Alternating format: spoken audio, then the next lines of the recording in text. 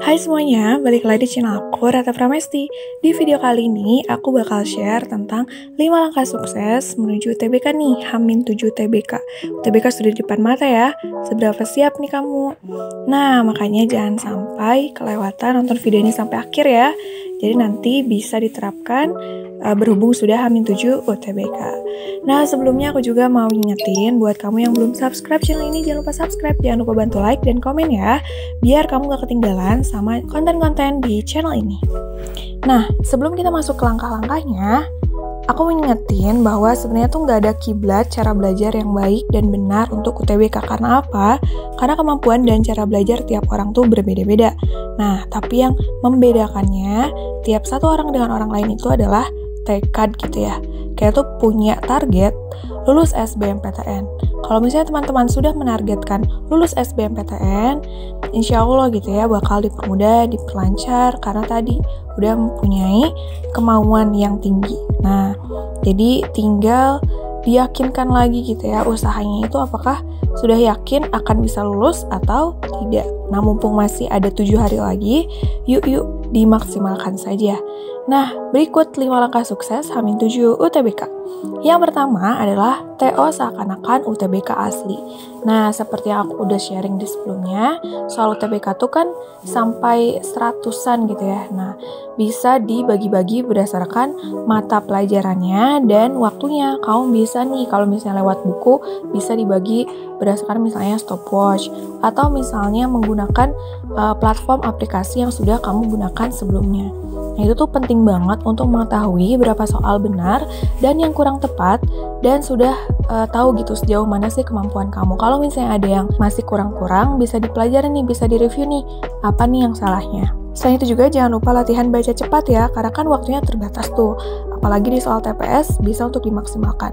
Kalau untuk saintek atau sosum bisa ditolerir gitu ya untuk baca cepatnya karena memang membutuhkan teori. Tapi kalau untuk TPS seperti penalaran umum, kuantitatif, PBM, dan PPU bisa dimaksimalkan dengan trik-trik cepat yang salah satunya sudah aku sharing di channel ini. Yang kedua adalah review soal dan materi yang sudah dipelajari. Jangan lupa juga ya untuk mereview karena itu penting banget. Pastikan kamu tuh sudah melewatkan berbagai jenis soal, materi. Nah, itu tuh perlu untuk diulang kembali, dibaca kembali karena bisa jadi ada soal-soal yang memang keluar seperti yang kamu sudah kerjakan. Dan materi-materinya juga jangan lupa untuk direview.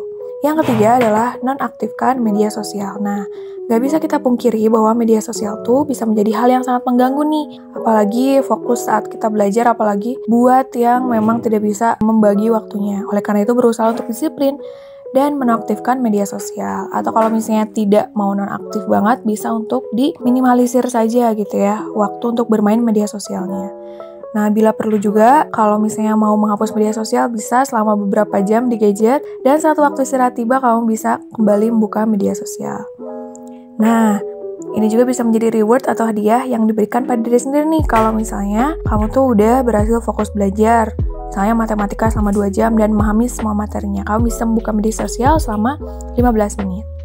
Selanjutnya adalah istirahat yang cukup. Nah, karena waktu tesnya sudah dekat, jangan belajar terlalu keras sehingga Anda stres gitu ya dan kelelahan lahir batin. Nah, dalam istilah ilmu olahraga itu namanya overtraining. Berlatih secara berlebihan menjelang hari pertandingan. Nah, itu tuh nggak baik untuk performa fisik dan mental kamu. Simpan waktu kamu untuk rileks dan beristirahat di rumah ya. Nah, jadi kamu tuh bisa fit nih nanti ketika tes, baik secara fisik dan psikis. Dan yang terakhir adalah kuatkan jalur langit. Nah, jangan lupa bahwa apa-apa usaha yang sudah kita lakukan tuh gak akan ada apa-apanya nih kalau misalnya kita tidak menguatkan jalur langit. Jadi ibadah yang ikhlas, jangan pernah buat ditinggalkan ya. Nah, karena nanti pas kita menjawab soal SBM, kita tuh menggunakan otak kita ibaratnya cuma 50%, dan 50% lagi adalah doa. Nah, jadi hal yang terpenting adalah untuk selalu mempercayai apa yang Tuhan atau takdir atau dunia berikan kepada kamu. Percayalah bahwa lulus SBMPTN bukanlah jaminan dan bukan satu-satunya jalan untuk sukses. Toh definisi sukses orang beda-beda bukan? Intinya, biarkan SBMPTN ini menjadi perjalanan dan latihan yang bisa membuat kamu enjoy menjalannya. Nah gitu aja nih 5 langkah sukses menuju H-7 UTBK 2022. Bisa diterapkan ya. Dan pokoknya aku doakan yang terbaik agar kamu bisa mendapatkan hasil terbaik juga di pengumuman SBMPTN nanti. Sekali lagi ingatlah bahwa SBMPTN bukan satu-satunya jalan menuju kesuksesan yang kamu mau. Dan lulus SBMPTN hanyalah bonus ya. Yang terpenting adalah pembelajaran yang kamu dapat di waktu kamu masih muda ini sekarang. Tetap semangat, thank you for watching, and bye!